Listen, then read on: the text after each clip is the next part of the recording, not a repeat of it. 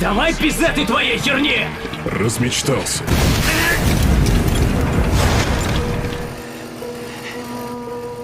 Ну вот и все. Перед тем, как я тебя прикончу, извинись за то, что убил моего дедушку. Драться я еще могу. У меня ж на башке бензопила осталась! Дурак ты! Просто надо принять судьбу.